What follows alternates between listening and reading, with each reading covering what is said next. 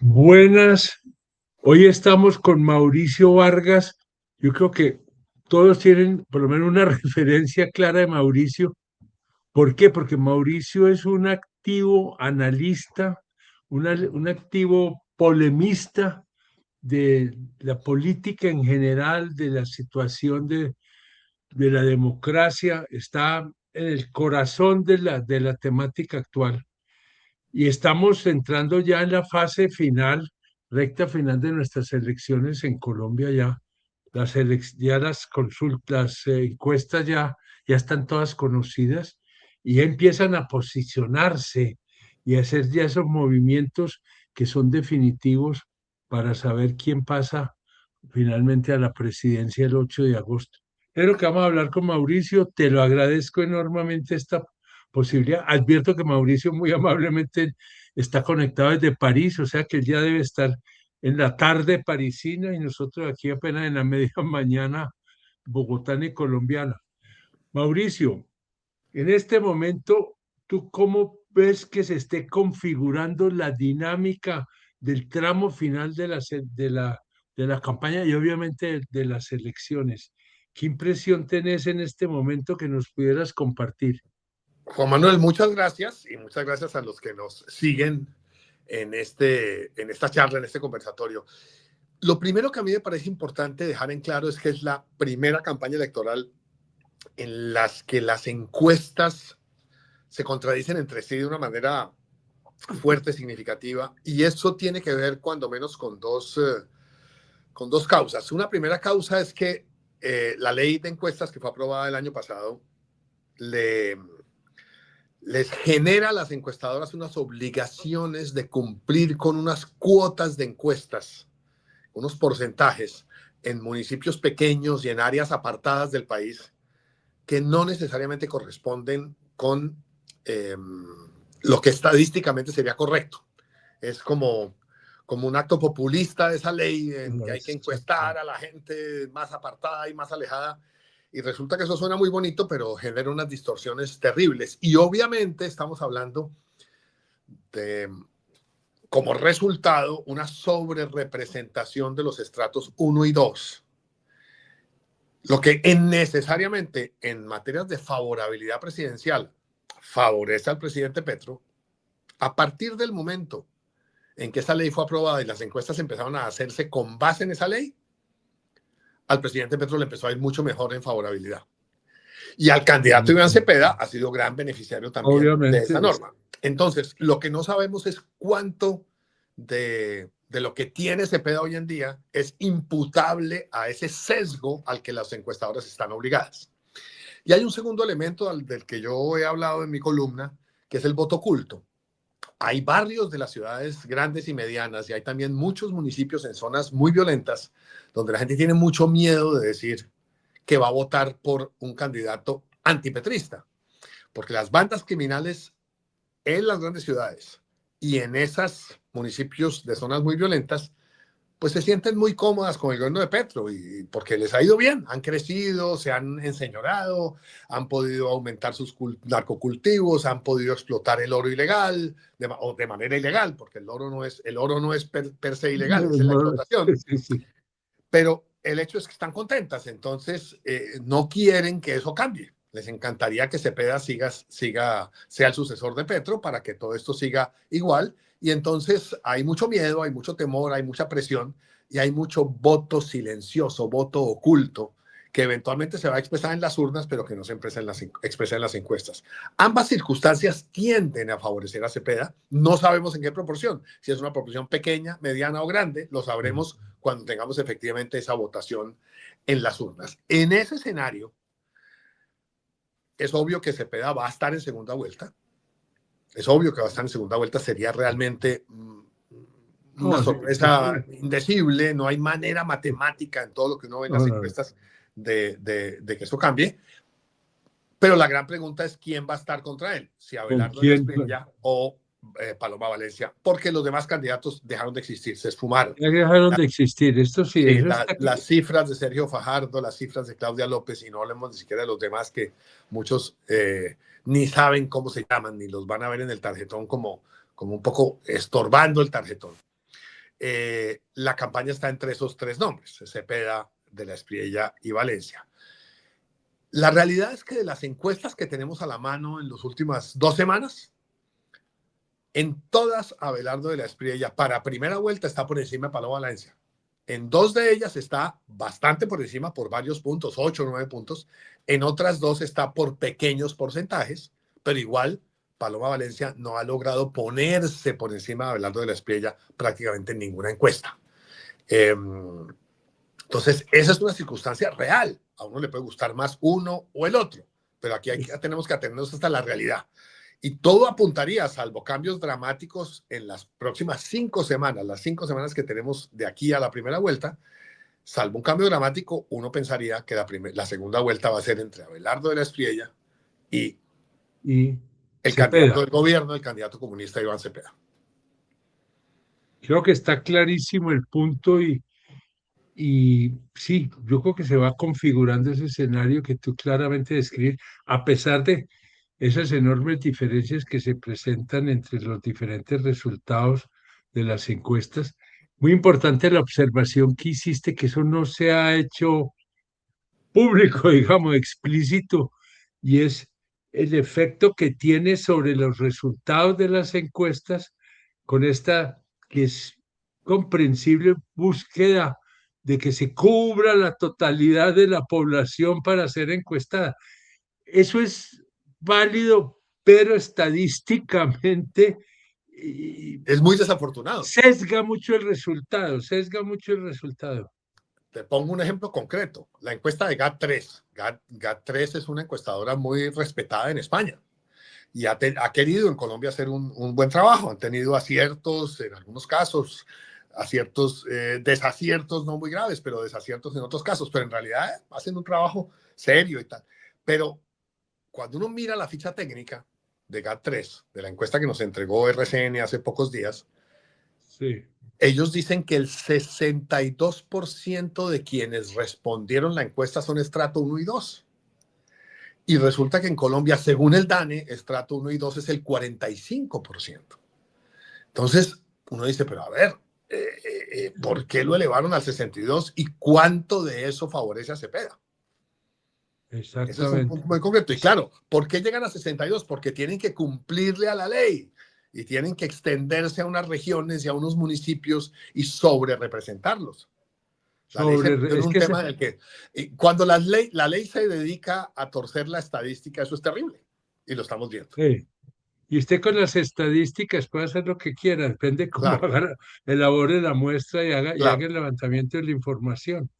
Y las estadísticas pueden ser terriblemente engañosas. Yo creo que esto que estamos analizando es fundamental que se tenga presente para tener luces sobre lo que pues, muy posiblemente van a ser los resultados ya definitivos, que la encuesta definitiva sí es el En las voto que urnas. cae. Claro. Ahí Claro. sí, ahí sí no hay apelación. Ahora, Juan Manuel, hace 4 años, Sí. a esas alturas, o sea, fin de abril, principios de mayo, las encuestas estaban marcando a Petro en torno a 40%, a Fico Gutiérrez entre 26 y 30%, según la encuesta, y a Rodolfo Hernández entre 12 y 14%. Imagínense. Faltaban 5 semanas y así estaban las cosas. ¿Qué pasó? Estaba como en el momento en que estamos ahora. Exactamente, o sea, yo revisé esas encuestas y es exactamente este momento hace 4 años, a la misma distancia de la primera Sí, vuelta. sí, sí, de las elecciones. Y la realidad es que Rodolfo Hernández sacó 28,2% en la primera vuelta y Fico se quedó en 23%. Y salvo Atlas Intel y un poquito las otras encuestadoras, pero menos, ninguna encuestadora vio el crecimiento de Rodolfo Hernández que se estaba dando. Falta que aquí pase algo parecido, que tengamos un cambio en esta recta final que acaba de arrancar, en este mes de mayo, que es el último mes antes de la primera vuelta.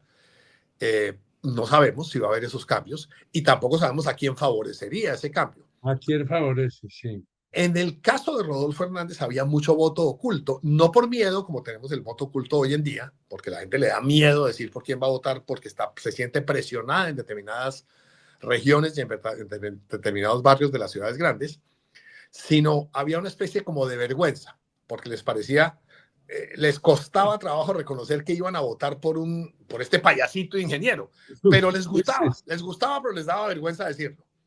Eso no es extraño, eso ha pasado en muchísimas elecciones. Trump se vivió en las dos elecciones de Trump, pero sobre todo en la primera pasó mucho. Había mucha gente que le gustaba Trump en Estados Unidos, pero que sentía como vergüenza decir que iba a votar por le ese daba man. pena decir que iba a votar por Trump, sí. Entonces Exacto. es un voto vergonzante. Ahora, tenemos dos tipos de encuestas en Colombia. Las encuestas de entrevista presencial, que las tienen todas las encuestadoras clásicas de Colombia, los nombres que llevan ya muchos años en Colombia, y la encuesta digital, que quien la está haciendo es Atlas Intel para Semana. En la encuesta digital la vergüenza se reduce mucho. ¿Por qué? Porque la persona está contestándosela a un computador, a un iPad o a un teléfono. Entonces no tiene el cara a cara con el encuestador, que es el que le da vergüenza. Y entonces, eventualmente ahí, en las encuestas digitales, estamos viendo que a De la Espriella le va mejor. Como si hubiera a favor de la Espriella, por miedo, por algunos que tienen vergüenza o por una combinación de ambos, un voto oculto. Lo sabremos en las urnas. Yo no estoy diciendo que eso vaya necesariamente así. Lo vivimos hace 4 años con Rodolfo Hernández, que se pasó de 12-13% en este momento a 28,2% dentro de 5 semanas y pasó a la segunda vuelta. Se dobleteó y algo más en 5 semanas. Exacto. Y no ganó la segunda vuelta porque no se le dio la gana. O por explicaciones peores. Porque la realidad es que él, después de 6 días de campaña entre primera y segunda vuelta, apagó sus redes y se fue para Miami. Misteriosamente. Y yo aún trabajé así... una vez en una campaña que pasó eso. El candidato se dio ganador, bajó la guardia y en el tramo final lo barrieron. Aquí Usted las tiene que explicaciones pelear son hasta el peores. último día, hasta el último Aquí día. las explicaciones son bastante más oscuras que se hubiera sentido ganador. Y Pero ya ese es hablaremos de tema eso, de otra. pero la realidad es que aún así sacó 47,5%. ¿Qué hubiera pasado si sigue haciendo campaña? Él, que fue el primer candidato que hizo intensiva campaña en redes sociales y llegó a donde llegó. Exactamente. Con una cosa parecida a la de Abelardo, que no tenía un electorado así de partido definido, sino que recogió opinión, fue capaz de llegar directamente a la gente, lo cual hace muy difícil también saber cuál será la cifra definitiva que alcance Abelardo, porque de Correcto. todas maneras detrás de Paloma hay organizaciones políticas cuyo potencial electoral se conoce y le da una base muy sólida ya al resultado final de ella. Pero lo de Abelardo es una gran expectativa en el Sí. sentido que Ahora, no hay registrado ya votaciones sí. importantes que lo pudieran empujar a la De presidencia. acuerdo. Ahora, los partidos han tenido dos grandes fracasos en las últimas dos presidenciales. En 2018, los partidos estaban con Germán Vargas, quedó de quinto en la primera vuelta. Y hace 4 años los partidos estaban con Fico Gutiérrez. Me refiero a los partidos tradicionales. Me refiero a Partido Liberal, la U, Partido Conservador, Cambio Radical, el propio Centro Democrático. Esos partidos estuvieron muchos con Germán Vargas en 2018, Sí, no el Centro Democrático que estaba con Iván Duque, y hace 4 años prácticamente todos esos partidos estaban con Fico Gutiérrez. Y en ambos casos, con Germán Vargas hace 4 años quedó de quinto Germán Vargas. Y hace 4 años, en 2022, Fico Gutiérrez no pasó a segunda vuelta. El poder de los partidos, no digo que haya desaparecido, pero se ha reducido bastante. Y lo vimos también en el resultado del Congreso, con casos como el senador José David Name, que le apuntaba a sacar 120,000 votos y los sentía garantizados y se fue a dormir el sábado por la noche convencido, y así se lo dijo a sus allegados, que iba a sacar 120,000 votos, y 24 horas después las urnas le decían que había sacado 63,000. Porque es que eso lo cambió el tarjetón. Dos cosas, el tarjetón y el cubículo. Antes el voto amarrado era fácil de verificar y de seguir y de confirmar por parte de los capitanes políticos, de la organización política que compraba el voto, porque iban siguiendo al votante con su papeleta en la mano. Y él no podía esconder la papeleta, la tenía que mantener a la vista, la papeleta que le sí, habían entregado, porque era papeleta y no tarjetón. Y lo seguían hasta que la depositaba en la urna. Ahora, ¿qué pasa? la persona a quien le hicieron algún tipo de presión económica o lo que sea para que votara de tal o cual manera, va, hace su fila, firma, le entregan su tarjetón, se mete en un cubículo que nadie ve, Encierra, sí, marca su voto, lo dobla y lo pone en la urna. exactamente. Eso sí, Es una liberó mucho revolución. la capacidad de votar libremente los ciudadanos. Y es que yo creo que hay una cuestión que creo que valdría la pena mirar un poco, y es el, ¿cómo llamarlo? Como el posicionamiento ante opinión que tiene en este momento Gustavo Petro, porque hay la idea de que el gobierno de Gustavo Petro hay los dos extremos, es la tragedia, fue como si hubiera caído aquí una bomba nuclear, y hay otros que dicen este es el comienzo de la nueva era y hacia allá vamos a llegar. Pero el hecho es que yo creo que, no sé tú qué piensas, Petro le ha logrado llegar a unos sectores de población o consolidar unos sectores de población.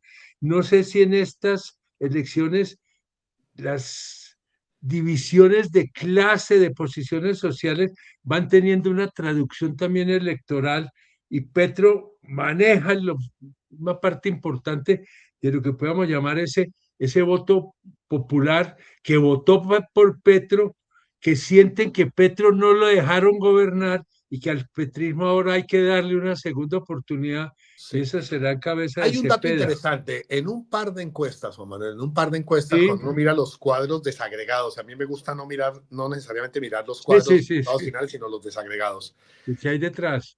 Cuando le preguntan a la gente que votó por Petro en segunda vuelta hace 4 años, el Ujú. 70-75% dice que va a votar por Cepeda. Cuando les preguntan a los que votaron por Rodolfo Hernández, el 85-90% dice que va a votar o por Paloma o por Abelardo. Es decir, Ajá. que de todas maneras Cepeda está por debajo en esas encuestas de lo que fue el voto petrista de segunda vuelta hace 4 años. Petro recibió mucho voto de centro, de gente que dijo, yo quiero el cambio, y Petro me está proponiendo algo moderado de centro izquierda, está aliado con unos Sí, partidos centristas, no. con unos dirigentes centristas, Y ahí está Roy Barreras, ahí está no sé quién, Italia, hay unos apoyos, yo voy a votar por Petro porque es no. el cambio moderado. Cuando ese Y cambio resultó que no era moderado, sino que Petro lo buscó radicalizar a partir de cuando vota a los ministros centristas, a los ministros que venían de ese centro exactamente, como izquierda, José Antonio llamamos, y Campo, que como lo habían Cecilia apoyado López, desde la campaña. Eso es como muy, Alejandro ese punto es Gaviria, muy válido. cuando los vota, de alguna manera marca una distancia con ese votante de Sí. centro.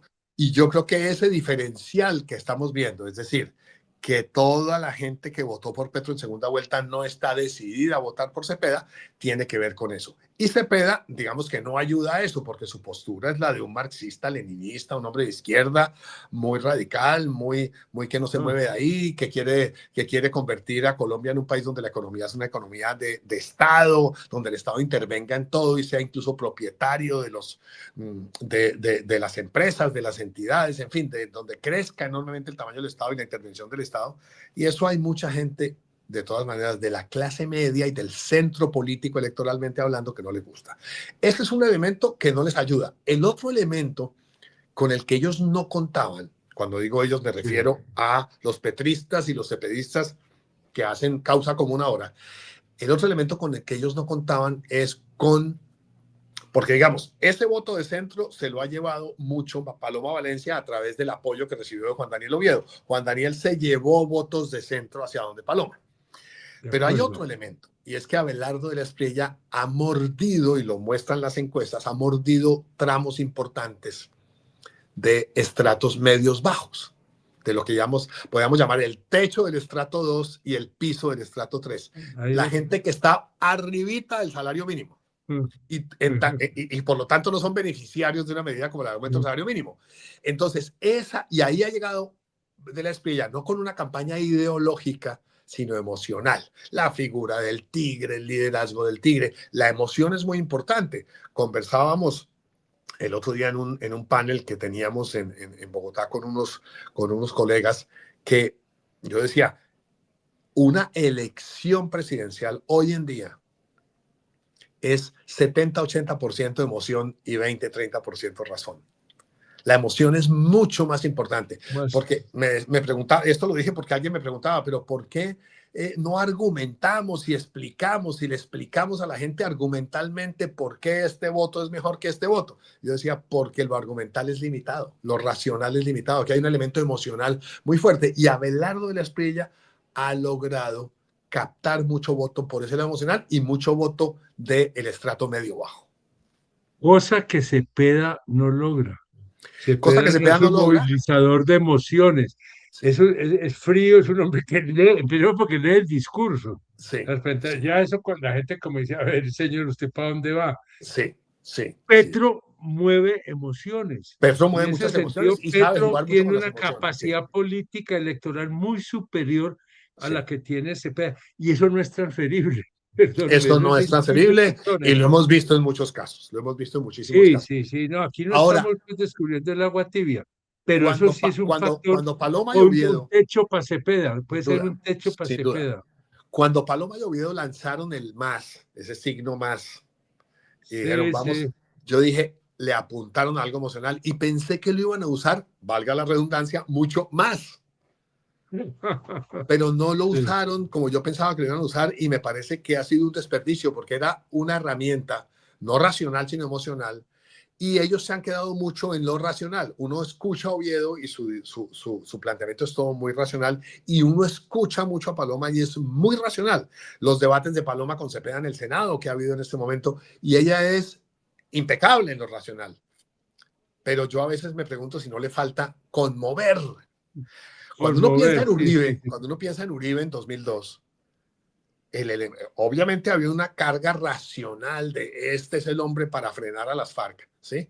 Pero había un elemento emocional que Uribe lograba mover, que era somos capaces, que es no nos van a ganar, no nos van a fregar, no nos van a arrinconar, que es a veces, os repito, cada vez más importante. Y si eso era importante en la política en 2002, ahora que buena Ahora parte de la es, cuestión política se hace por redes sociales, donde lo argumental es demasiado largo para pasarlo por un mensaje de red social, lo emocional es aún más importante que en esa época. y ahí sí creo que Cepeda tiene un techo, pues por su modo de ser, pues, Sin duda, sin duda. eso no da para más. En cambio, Abelardo en eso puede ser casi explosivo, él es Sí, ilimitado y sabe manejar la emocionalidad, ¿sabe? Y yo estoy completamente de acuerdo con vos. Ya en este momento, como está la política, con la crisis fundamental de los partidos, con unas sin duda, confusiones ideológicas muy sin duda. difíciles de limpiar, lo que queda es la emoción, es transmitir energía, ganas, invitación a convocar, vamos juntos, podemos, vamos a acabar con estos malditos. Entonces aparece todo este lenguaje muy Sin duda, fuerte que sin es duda. hijo de la emocionalidad. Yo me he Y hecho no la es solamente pregunta en que, Colombia, ¿eh? Eso es algo que se está viendo a no, nivel eso, mundial. La elección de Trump es una elección mucho más emocional. Trump es una emoción, ese puro emocional, Y cuando uno emocional. vemos lo que pasó, por ejemplo, en Hungría ahora, que ganó la Exactamente. oposición, lo que hizo Magyar para derrotar a Orban fue ir mucho más allá de lo racional. Lo argumental y racional daba para derrotar a Orban. Orban era un desastre de gobierno, no ha traído sino inflación, se le entregó a Putin, es un títere de Trump. O sea, todo lo argumental estaba sobre la mesa. Y este hombre decidió irse por temas mucho más emocionales. Y ese fue su éxito. Y así ganó Ese Magyar es, las ese es. elecciones parlamentarias en Hungría hace un mes. Y eso creo que lo estamos viviendo acá y se le constituye a Cepeda en una limitante que le puede resultar definitiva. Estamos en pura especulación, Sin duda, pero sin yo duda. sí.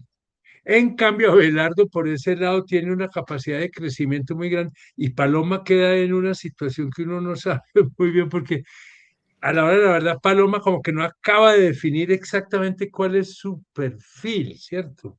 Sí, porque Digo, juega, tiene que acompañar la sumatoria centrista que le trajo Oviedo sin perder la derecha uribista. Entonces, algo de eso lo va a perder, o lo uno o lo otro. Ahora, sí, sí, hay otro sí, elemento sí. que aquí es bien interesante. En los regímenes de doble vuelta, de primera y segunda vuelta presidencial, Sí. la gran pregunta que los expertos en campañas hacen es, ok, usted, señor X, va a pasar a segunda vuelta. ¿Cuál es su tanque de reserva para crecer en segunda vuelta? Entonces, la pregunta es, ¿cuál es el tanque de reserva de Cepeda? Y yo creo que Cepeda tiene alguito de tanque de reserva en lo que quede suelto de indecisos, de algunos del 1% que saque Roy Barreras, del 1% que pueda sacar Carlos Caicedo, si es que llegan a tanto, de un pedazo de lo que le quede a Fajardo, de un pedazo que lo que le queda a Claudia López. Pueden ser 2, 3, 4 puntos de eso. Pero en cambio, a la derecha, la reserva, el tanque de reserva de Abelardo es Paloma. ¿Cuánto pueda llevarse eso? No sé, pero el tanque está ahí. Él tendrá que ver cómo hace para traerlo. Y el tanque de reserva de Paloma, en caso de que pasara Paloma, es Abelardo. Es decir, los dos candidatos de la derecha tienen tanque de reserva en el de los dos que se quede atrás. Y porque pase lo que pase, ya ha habido ataques durante la campaña ahorita y todo eso, pero la realidad es que aquel que quede de tercero, si quiere sobrevivir históricamente, va a adherir muy rápidamente al otro y va a invitar a los suyos. Pero sobre todo, más importante que los líderes, es que la gente lo haga. Yo creo que el resultado va a ser que los de Abelardo se van para donde Paloma en caso de que Paloma pase y que gran mayoría de los de Paloma se irán para donde Abelardo, aunque se van a demorar un poquito. Como pasó en 1988. En 1998, Andrés Pastrana pasó a segunda vuelta contra Horacio Serpa y muchos votantes de Noemí se resistían a votar por Andrés Pastrana. Hicieron el duelo de la derrota de su candidata, de la eliminación de su candidata en la primera semana de las 3 semanas entre primera y segunda vuelta. Pero a la segunda semana ya estaban todos con Pastrana y al final Pastrana ganó.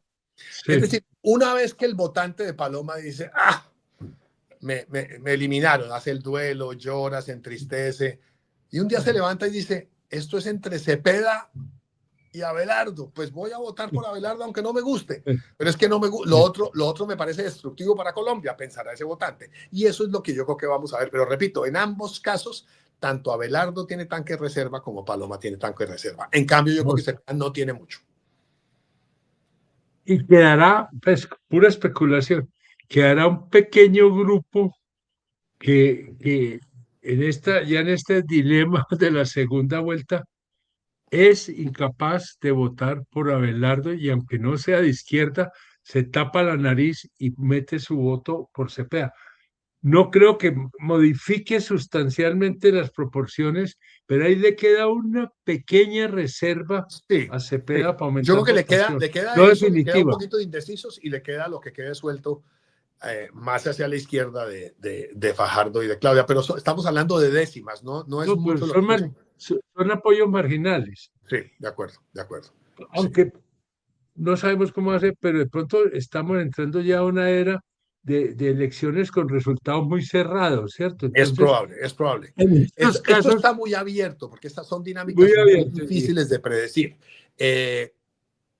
No sabe, es decir, como no sabemos cuánto voto oculto hay, cuánto voto oculto hay, como no sabemos el efecto en las encuestas que ha tenido este sobredimensionamiento, este sesgo a favor del voto de estratos 1 y 2, pues no somos capaces de medir esas, como no estamos seguros de los enteros de los porcentajes, no sabemos medir las décimas porque es mucho más complicado.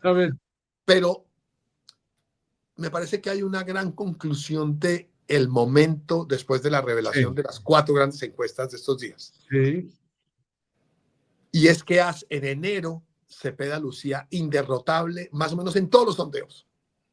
Y ahora no es que esté derrotado, ni mucho menos. Tiene muchas posibilidades de ganar, pero luce que puede no ganar. Sí, señor. Esa es la gran diferencia entre mayo, o entre principios de mayo y finales de enero. Es la gran diferencia. Exactamente. Sí, yo creo que la cosa está muy clara. ¿Qué nos queda para adelante? Porque es que fíjate que en la trasescena de todo esto, y no de ahora, ya lleva años en el mundo político colombiano, es la crisis de los partidos, ¿no? Sí. La crisis de los partidos. Yo no sé, esto, parte de lo que estamos viviendo se debe a la crisis de los partidos. Entonces los candidatos tienen que empezar a definir sus espacios, sus dinámicas, sus acuerdos, manejar las emocionalidades. Yo estoy completamente de acuerdo. Yo estoy con la gente que hablo, deje de pensar que aquí hay análisis racionales, hay emociones. sin duda. Y en un Sin momento de duda. estos Yo polarizados, creo que las lo de los emociones se partidos, disparan. yo creo que lo de los partidos, Juan Manuel, es un fenómeno Sí, también mundial. A excepción de mundial, Estados Unidos, que correcto. sigue siendo una democracia esencialmente bipartidista, pero por una razón, porque los partidos institucionalmente no existen sino para las elecciones. Es muy interesante. Allá no se movilizan como partidos, sino para las elecciones. El resto no se la pasan haciendo congresos ideológicos, sino, no, eso no No, no, existe. no, no Solo es para las elecciones. Pero en el resto del mundo, países con una tradición partidista como Francia, hoy tiene, no hay un solo, esto es una sumatoria, la Asamblea Nacional Francesa, el Parlamento francés es una sumatoria de minorías entre medianas y pequeñas. Nadie tiene una mayoría y por eso se ha vuelto ingobernable Francia. Lo mismo ha pasado en Italia, está pasando en España. Inglaterra, que tuvo en una época el bipartidismo liberal conservador del siglo XIX y luego tuvo el bipartidismo conservador laborista del siglo pasado, hoy en día no sabemos qué va a pasar.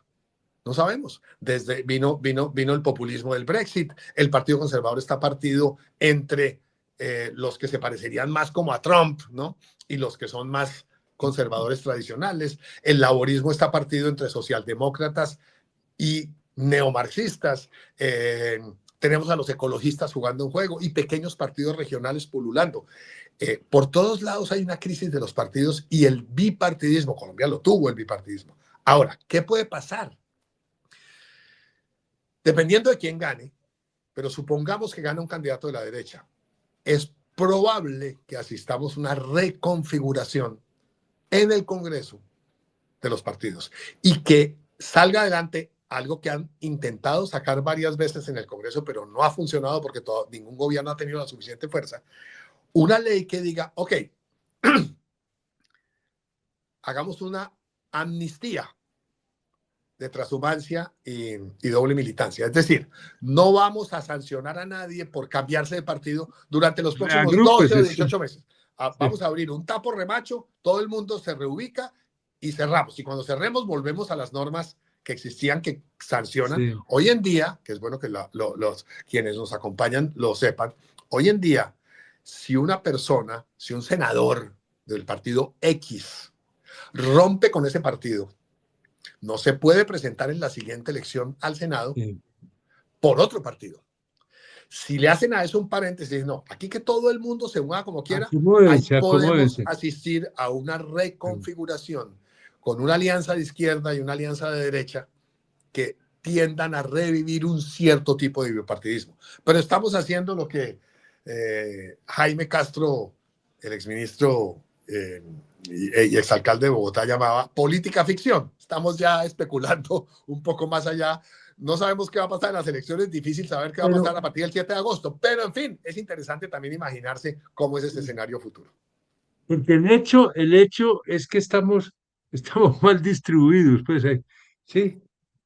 Uno, dos, yo creo que, y con esto ya nos toca terminar, el tema no se acaba, pero el tiempo sí, desafortunadamente, es el tema de repensar un poco los partidos, porque Sí, en muchos aspectos seguimos con una política que tiene sus raíces en el siglo XIX y se fue desarrollando en la primera mitad del siglo XX. Y fíjate que en el mundo, no en Colombia, en el mundo hay un repensar los partidos, sí. cuáles son los partidos para este siglo en que estamos viviendo, cómo deben organizarse, porque esta cosa sectaria, cerrada, yo creo que está mandada a recoger y tienen que ser partidos muy insertados, muy amarrados a las realidades que se están viviendo y no a los grandes principios de la democracia. Y en Pero mucho bueno, más contacto con la gente que la gente contacto y la con sus realidad. dignatarios, Sí. mucho más contacto con la gente que con sus senadores, representantes, concejales y diputados. Exactamente.